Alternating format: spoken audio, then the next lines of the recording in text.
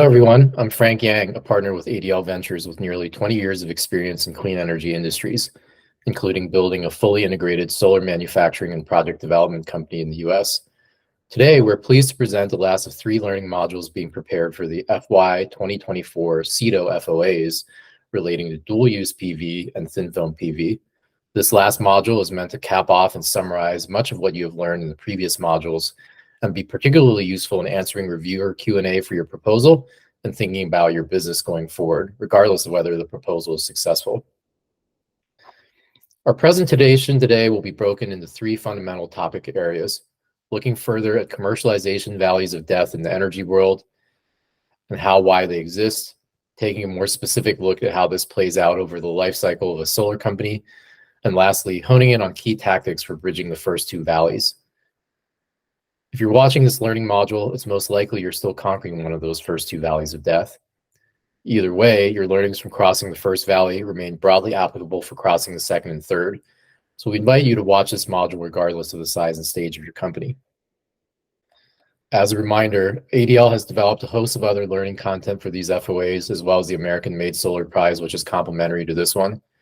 If you're in a pinch, this module may give you most or all of what you need, particularly if you're scrambling to complete an application for the thin film FOA, an area where we have deep expertise and this content is clearly relevant. However, please keep in mind that no amount of learning module content can substitute for drawing lessons from real-world experiences.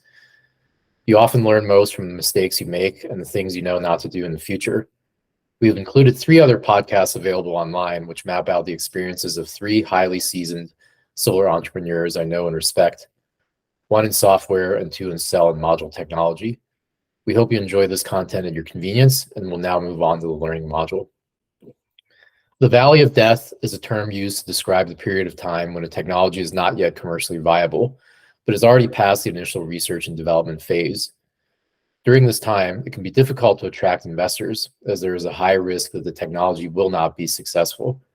This can lead to a lack of funding, which can make it difficult to bring the technology to market. This slide from the General Accounting Office, which is the agency within the government that audits the work of other government agencies, outlines the general challenges of commercializing technology and how the government can help bridge the Valley of Death. The linked article highlights the importance of providing funding, mentorship, and other support to early-stage companies. On this next slide, you'll see that energy technologies face multiple valleys of death as they move from research and development to commercialization. The first valley of death is the transition from the laboratory to the pilot plant or demonstration project. This is a critical step, as it is where the technology is tested at a large scale and the costs and risks are better understood. The second valley of death is a transition from the demonstration project to commercialization and revenue. This is a challenging step, as it requires attracting investors and customers.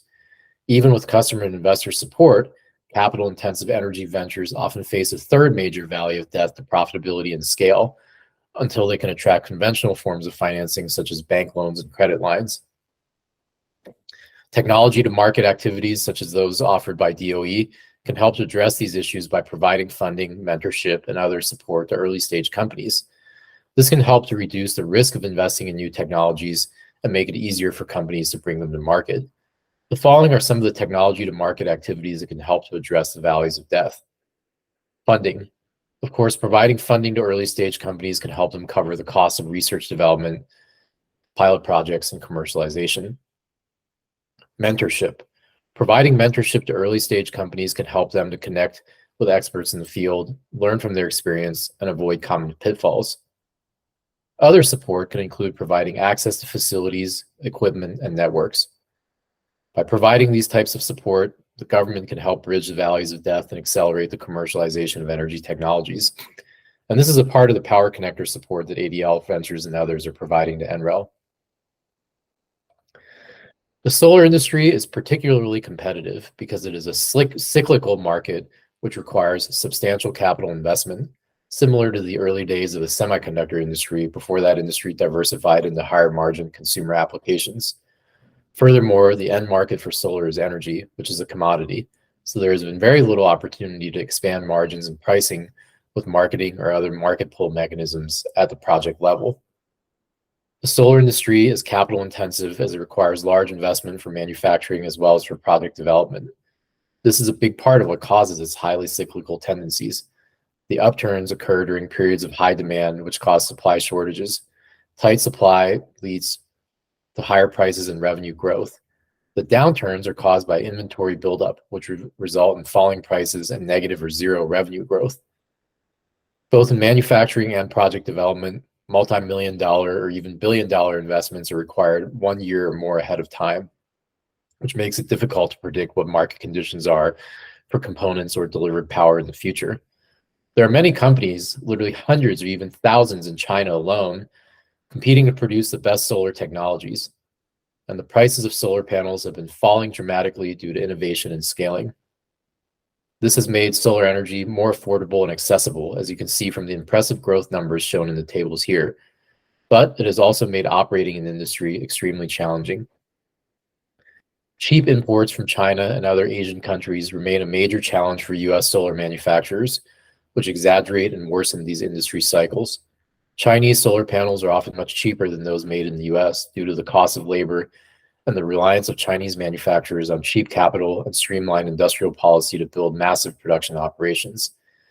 Even in 2023, following the passing of the Inflation Reduction Act, which gave a huge uplift to all parts of the US supply chain, solar panel pricing has dropped by approximately 20% due to aggressive competition from overseas manufacturers.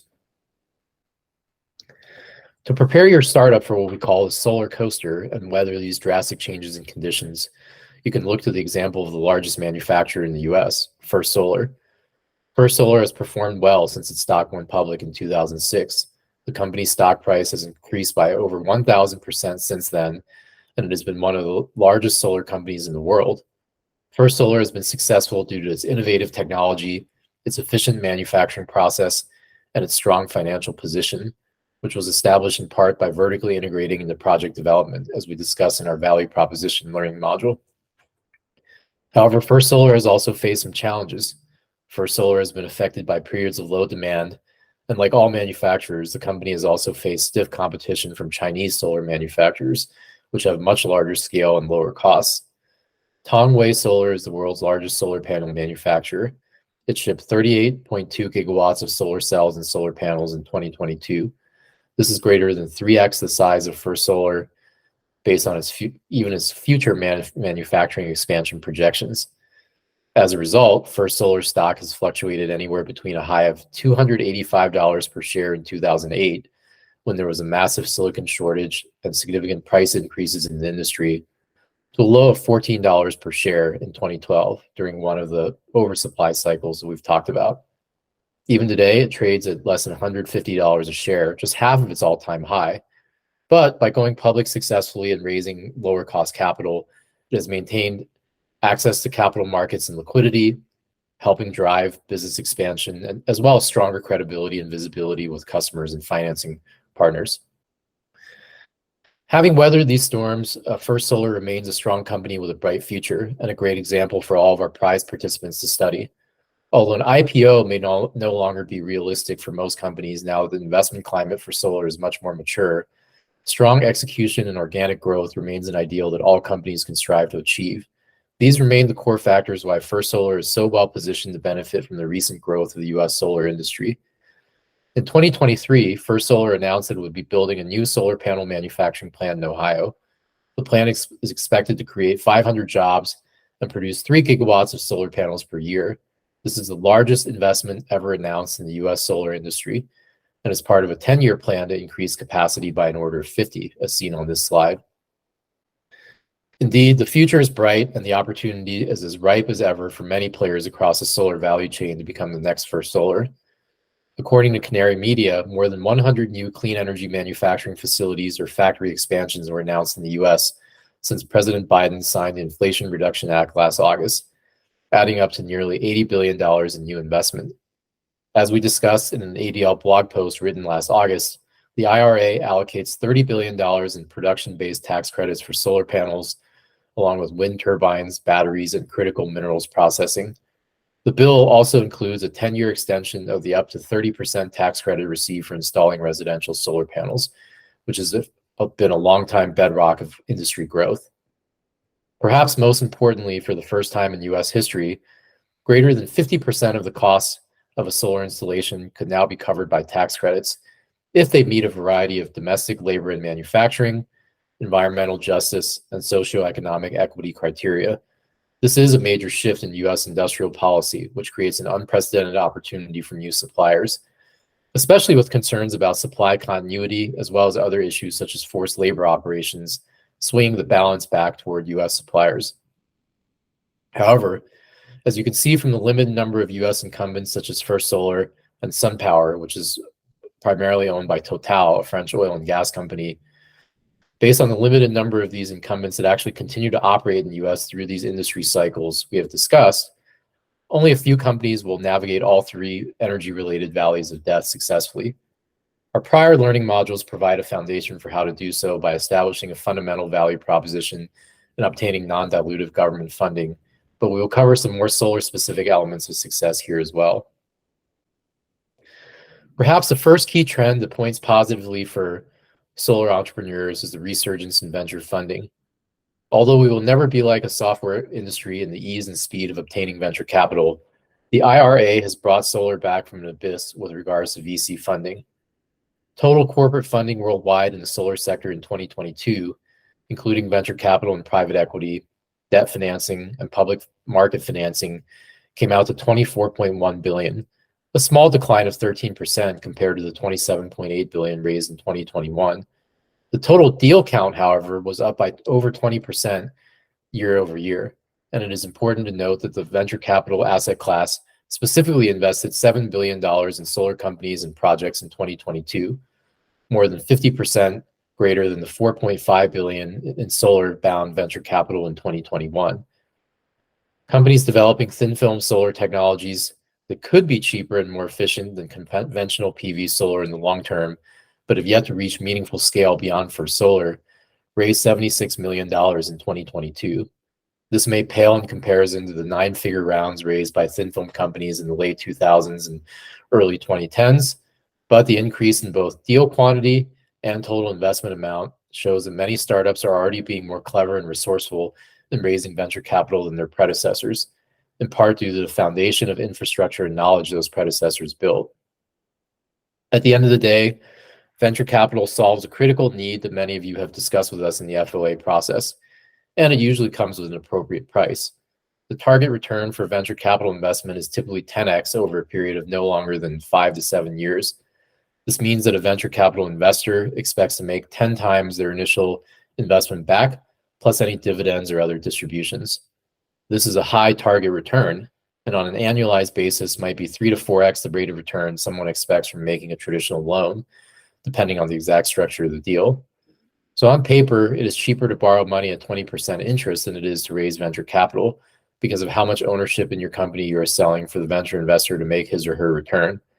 But at the early stages, there's also no traditional lender that can provide unrestricted cash within a matter of weeks or even days in some cases. In past companies, I encountered many situations where existing investors provided very rapid funding for key growth initiatives or operational emergencies. Aside from the limited capabilities of any friends and family, or the 3 Fs as we call them, because it's actually friends, family, and fools, there are no other sources of capital which can move in this way, particularly as many solar companies will need investors before they have customers or other key partners lined up. There are certainly countless resources online already about how to raise capital, and nobody knows how to explain your product or service better than you. But it's important to step away from the day-to-day and take a higher level approach when it comes to raising VC for your solar innovation. In my experience, including my own, the biggest hurdles most solar companies run into when pitching investors is explaining their technology in too complicated or detailed of a manner for the value proposition to come through. When developing your investor deck, stick to the following simple principles. 1, explain your problem or opportunity in a clear and concise way. 2, describe your solution in plain English which a middle school student could understand. 3, highlight your team's experience and expertise. And lastly, share your customer or strategic partner traction and any growth metrics that are available, often ahead of sharing more specific features or specifications of your offering. Challenge yourself to think and act like a tech industry speaker giving a TED Talk. At the end of the day, we know that many due diligence discussions leading to successful solar investments will go into more technical detail, including often involving subject matter experts hired by investors. However, continuing to simplify and strip down content throughout the process is critical, as even those SMEs may not be directly relevant to your specific field. They may just have some generally relevant industry expertise. The legendary VC investor Guy Kawasaki of Garage Ventures has these simple rules for keeping a slide deck concise. 10 slides. 10 is the optimal number of slides in a PowerPoint presentation because a normal human being cannot comprehend more than 10 concepts in a meeting. And venture capitalists are, just like the rest of us, normal human beings. In Guy's words, the only difference between you and a venture capitalist is that he's getting paid to gamble with somebody else's money. If you must use more than 10 slides to explain your business, you probably don't have a business. 20 minutes. You should give your 10 slides in 20 minutes or less. For some pitch competitions or presentations to groups such as angel syndicates, you may actually have much less than that.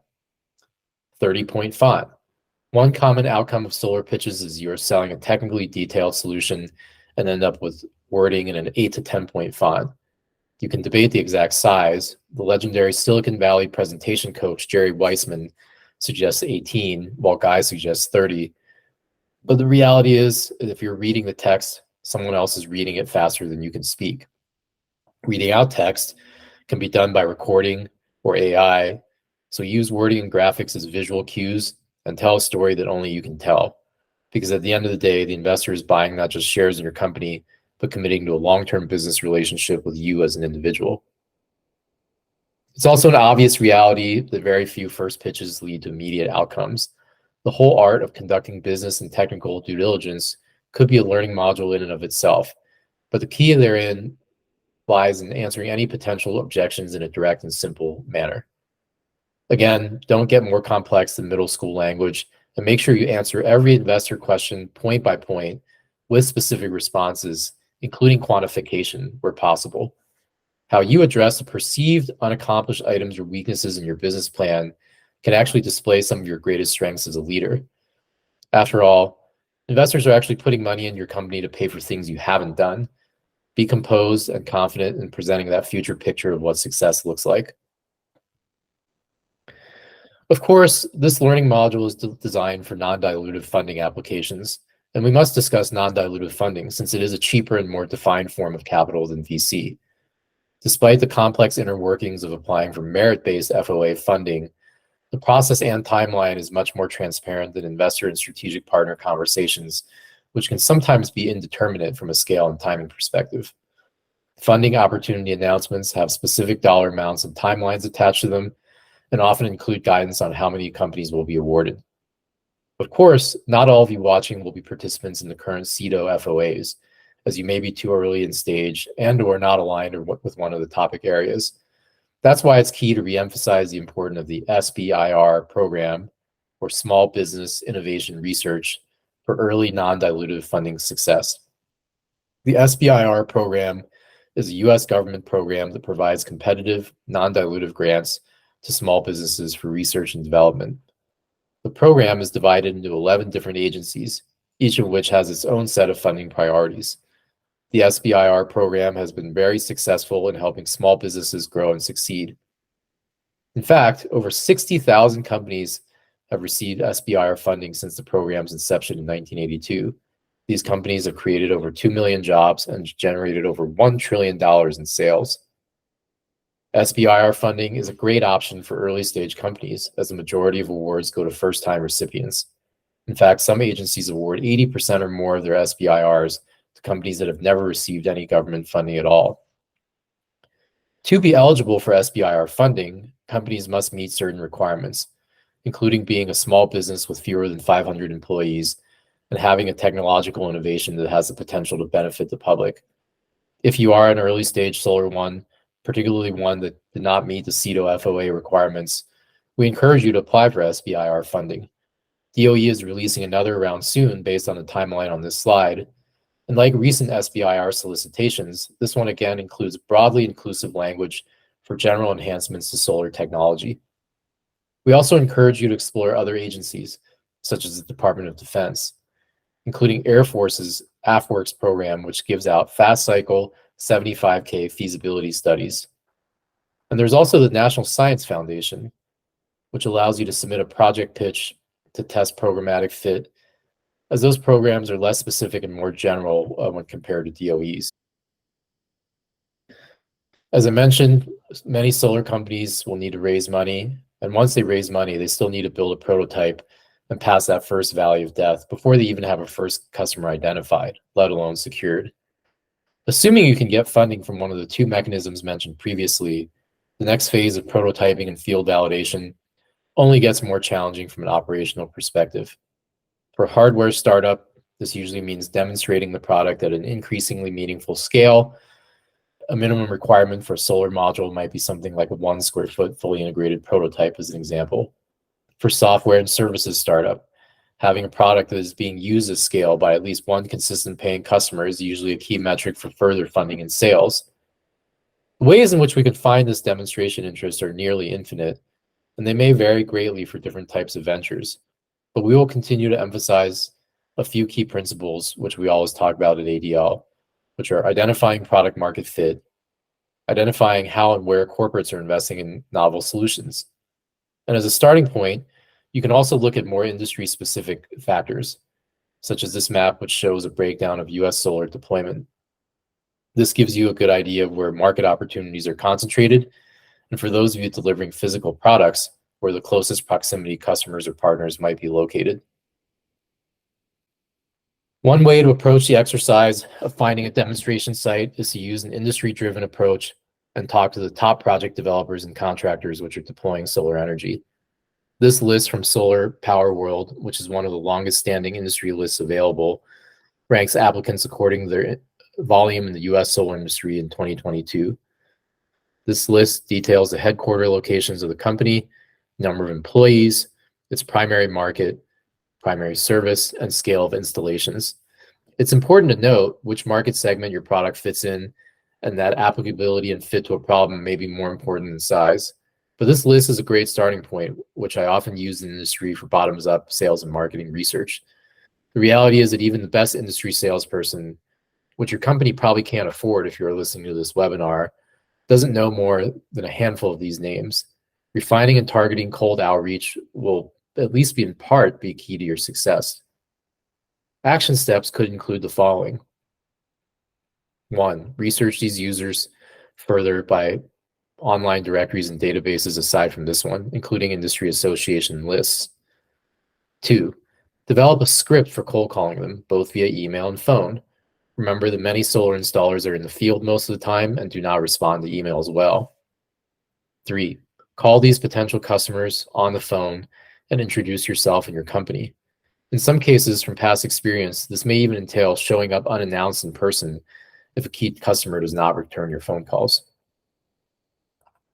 4, explain the benefits of your solution to them from a cost, performance, and ease of use perspective. If you receive interest in a demonstration, it is likely that engineering drawings, site visits, and other qualification steps will be required to move forward. Some customers may even request products for free in advance of purchasing it. How direct and how fast you are in your follow-up can make or break a sale, and there's no sale harder to find than the first one, which, as we noted, may not even be paid, but could lead to many paid ones down the road. Another way to aggregate demand is to reach out to major corporate players that are deploying renewables. Investor-owned utilities which generate power are an obvious source. ADL works with PG&E and other investor-owned utilities on demo days and pitch days designed to identify technologies like yours. In other cases, non-energy corporates will also have innovation groups which are piloting emerging technologies that could deliver significant benefits at scale later on. This is where VC investors can be helpful, as they have likely presented other companies or technologies to these players. For instance, in my prior company, both ourselves and other companies funded by the same investor took part in pilots sponsored by more established legacy sector corporations like Alcoa, as well as emerging high-tech giants like Facebook, now Meta, and Google. These major corporations typically purchase renewable energy from third-party projects, so we would usually not recommend approaching them first until you have qualified bottoms-up demand from the contractors mentioned on the previous slide. However, do realize that there is strong momentum and motivation right now among a small subset of these corporate names to move the needle on renewables for several reasons. to reduce their carbon footprint and to improve their public image. Corporate social responsibility is becoming increasingly important to consumers, as well as for investor disclosures mandated by the SEC. And by investing in renewable energy, corporations can show they are committed to sustainability. To attract and retain top talent, millennials and Gen Z are increasingly concerned about climate change, and they are more likely to want to work for companies that are taking action to address it. By investing in renewable energy, corporations can attract and retain top talent. Most of the companies mentioned on this list have various task forces and working groups around sustainability, which also include employees whose day job actually has nothing to do with energy.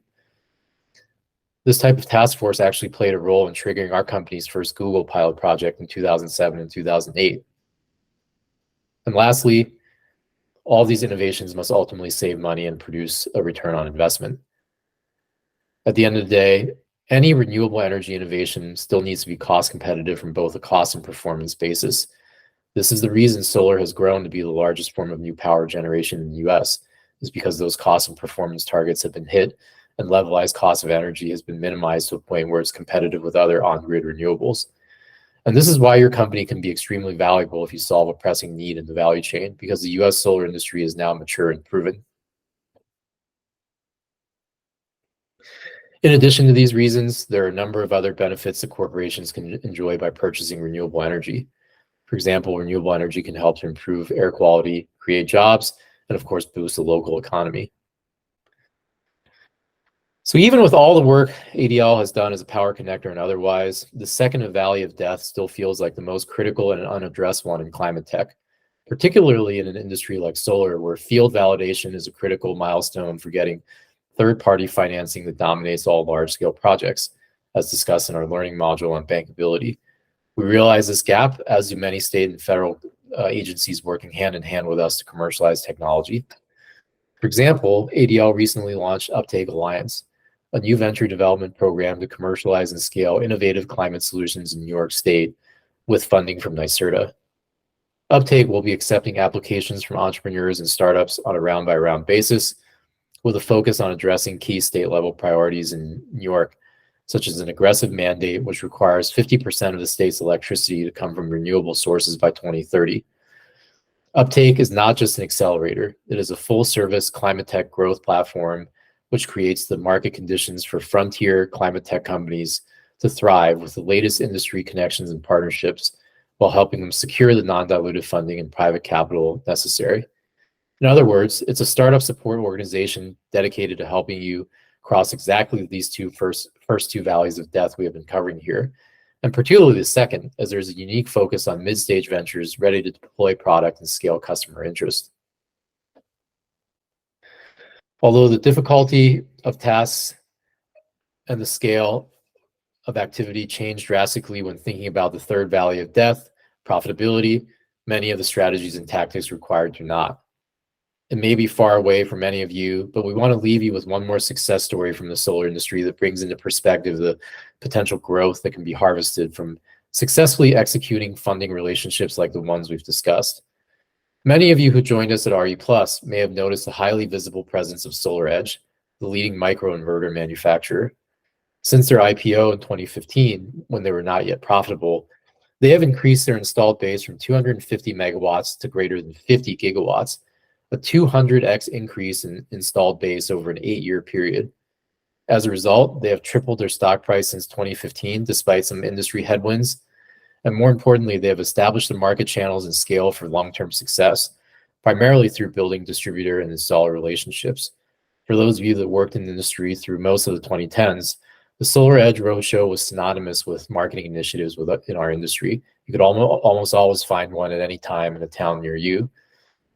Today, you'll see the SolarEdge's case studies are linked on their website for those of you who would like to read more about some of their showcase deployments. And it's a very impressive database of accomplishments across geographies and market segments. In another few years, we sincerely expect and hope that some of the key sponsors and stars of these events and roadshows will be companies like yours.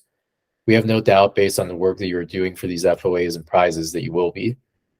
Best of luck, and don't hesitate to reach out to ADL and NREL for more support. We look forward to continuing this journey together in the resurgence of US solar technology. Thank you.